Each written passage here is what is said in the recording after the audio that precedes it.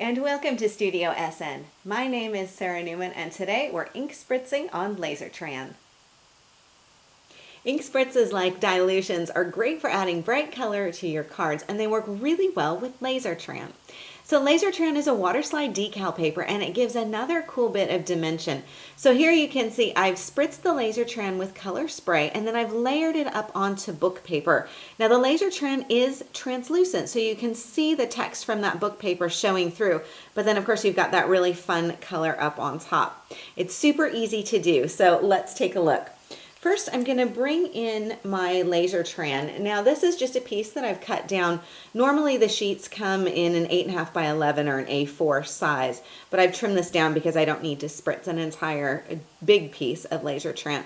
So Lazertran does look like plain white cardstock, but as you can see here, it does have two sides. So because it's a water slide decal paper, you're going to have a liner that will come off when you soak it. So I think you can see here the difference between the two of these.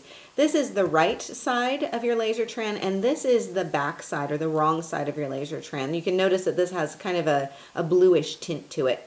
So you want to do your color spraying, inking, stamping. You can even do heat embossing or run this through your inkjet or laser printer. You want to do all of that on the white side or the front side. So I'm going to be doing my spritzing on here, and I'm working with crushed grape Dylusions. Now this technique works for lots of your other color sprays as well. I like the Dylusions because it's a fun, bright color. But with any one of the sprays, the process is going to be the same. So the most important thing, you know, is always to make sure you've got your nozzle aimed toward your surface that you want to color, because this is a bright, vibrant color. You're going to hold your bottle a couple of inches away, and I usually like to come in at an angle rather than directly on top. So I'm going to hold this at an angle and give it a spritz. Now because I want to have some of my white showing on here, I'm not going to cover the entire piece, although you certainly could. Now the next step in the process is that I need to let the ink dry on here really thoroughly. And I can blot that dry, I can let it air dry. It doesn't take very long to dry at all.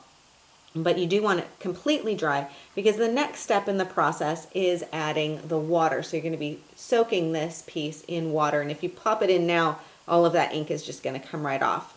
So I'm going to set this aside and bring in a piece that I have that is already dry, and I'm just going to pop this right into my water. And you can see it's going to curl right up. I've got handy my towel and a bit of paper towel on here as well, because when this is all sorted and ready to go, then I'm going to want to have something on hand to pat dry my piece. So I can kind of unroll it a little bit. You can see none of the ink is coming off in the water, which is really cool. And as I give it a little bit of time and maybe work it just a little bit, that liner is going to start to separate from the Lazertran sheet itself. So I can feel it already coming off, and what I can do now is start to slide this aside. I'm going to bring in my towel and then just pull this right out.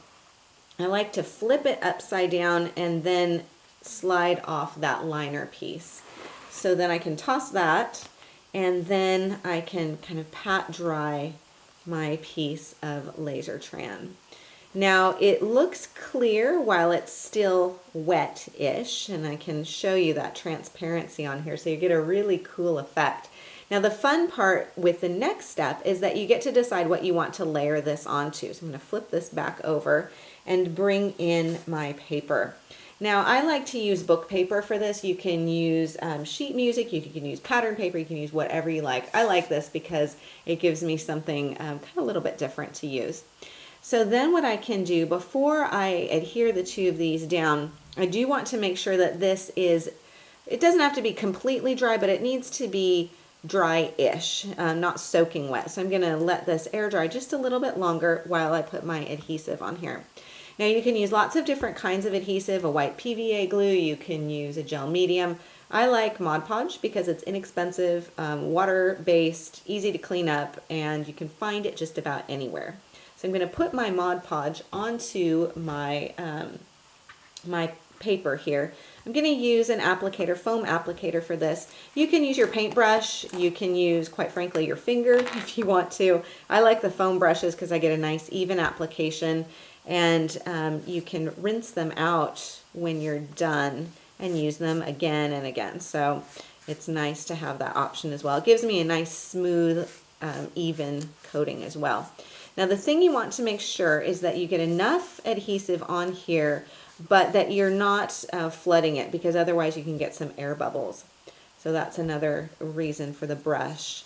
A paintbrush tends, I find, to get a little bit more adhesive on than you actually need. So I'm going to set that aside, and then I'm going to take my piece of Lazertran, which is still a little bit damp, but will work just fine, and I'm going to place it down. Now with this size of a piece, I'm going to start in the center and then sort of let it gently fall down, and that's going to prevent it from sticking onto itself as well. And then I can pat this dry and kind of smooth out any air bubbles. Now because this is a larger piece, in order to really work out those air bubbles, I flip it over. I'm working on my craft sheet, and then just work from the back side and smooth that out. That really helps with any air bubbles that you might have. And then flip it back over, and then I just need to let this air dry. Now you can still see on here, it hasn't dried all the way yet, so it doesn't have that whitish cast to it that it will have.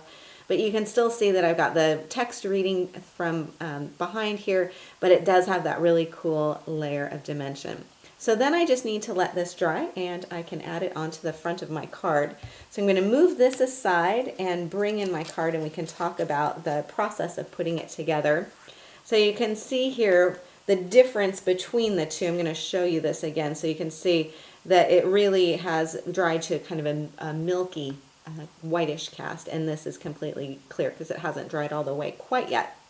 But then once it's dry, I can just trim it down. Here I've matted it up onto white and then teal and then pinkish cardstock, and I've added the stamp sentiment going across the bottom. Now the stamp is from the Eclectica ESN 20 set from PaperArtsy, and it's the "Thank you kindly" sentiment on here, and I've just stamped that on there, added some ribbon and some self-adhesive rhinestones. So this is how you can do ink spritzing on Lazertran. I hope you enjoyed today's show. For more ideas and inspiration, please stop by my website at saranaumann.com. If you enjoyed today's video, I invite you to subscribe to Studio SN on YouTube, and I'll keep you updated with a new video at the first of every month. Thank you for joining me on Studio SN, and I'll see you again next time.